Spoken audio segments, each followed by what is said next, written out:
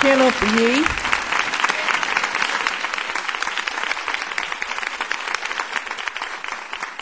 Kenneth Ye, will you please state your name and your address, and you have up to 5 minutes. Thank you.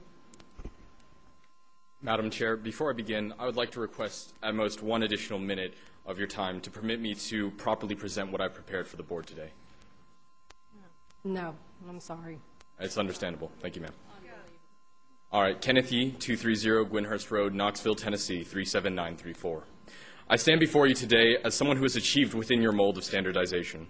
I speak as a student who has taken the tests and jumped through the hoops. I've taken over 12 honors courses, 18 AP courses so far in my high school career. I'm a National Merit semifinalist, a National AP Scholar. I scored a 35 on my ACT composite the first time I took it. And I'm a very proud product of our Knox County school system. It's my teachers that have inspired me to learn and pursue my interests. It's my teachers that have sent me towards success in academics and extracurriculars.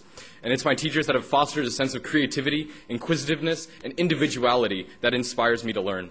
However, as our schools take another step towards becoming the next big bureaucracy in America, I would like to call for a conference of concern. With the new Common Core system, I see us shifting even further into a one-size-fits-all factory of education, where we churn out students seen as proficient through testing. A close friend came here last month and described the flaws inherent with the foundation of our educational bureaucracy, and I'm here today to discuss one of the consequences. My largest concern is with the influx of high-stakes testing and the effect it is having on our students. We need to understand that setting high standards and helping students work towards achieving them is drastically different from mandating all students to achieve them. Investigate the Common Core Work Group, and you see a board comprised of members affiliated with the ACT, College Board, and Achieve, Inc. Perhaps the mere presence of these people does not concern you, but it is a glaring conflict of interest. For-profit companies should not have such influence over public education. I understand that businesses pursue revenue. However, while public education is grossly lacking in funds, should we as taxpayers not be directing what funds we do have towards properly educating the students and not towards these corporations for hire? Pearson plc is the largest education company and book publisher in the world. Pearson Ed, the American subsidiary, not only publishes the educational materials for our schools, but also the standards and tests for the CCSS. The company stands to make billions of dollars selling these products to school districts across the United States.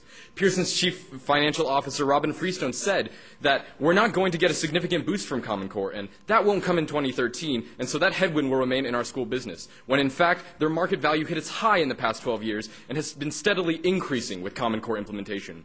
With this school business, we see that CCSS furthers a process begun in 2002 with the Bush administration's No Child Left Behind Act. And according to the Pew Center on the States, annual state spending on standardized tests rose from $423 million before No Child Left Behind to $1.1 billion by 2008. This has continued under the Obama administration's race to the top, which has tied federal funding for schools even closer to test-based performance standards run by for-profit companies. Have we forgotten what education is? It is not a business to be run. It's a process of informing human beings so that they can contribute to our society. A system formed on the principles of arbitrary testing and formed in such a corrupt manner cannot stand. But for a moment, let's just forget the business and politics and examine the actual tests. We look towards PARCC assessments, the Partnership for Assessment of Readiness of College and Careers.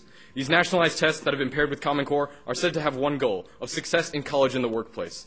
The problems, however, presented on this test, however, are of justification without merit, a learning system inherently flawed. If you look towards the mathematics section of the PARCC website, we see that it calls for written arguments, justifications, or precision in mathematical statements. As a student who has scored 5s on AP Calculus and AP Statistics exams and is preparing to take Calculus 3 at a local college next semester, I can honestly tell you that I am unable to answer or justify your first grade Pearson math question, what is a related subtraction sentence? Beyond these shoddily made standards and tests, even the way we teach is now entrenched in data. Our students need merely look at the TDPs and SPIs on the board and see that our schools are being turned into data-run factories, factory-based on speedily approved standards that are now being implemented around the country. I know one of these factories personally. It's the one that we're trying to compete with. I've been a student of both the American and Chinese systems, and the policies being put in place here are leading us towards the American equivalent of the Chinese entrance exams and Gaokao. Both high-pressure, standardized exams that plague students' lives. It's inarguable that we see a technical outperformance by the Chinese in standardized tests.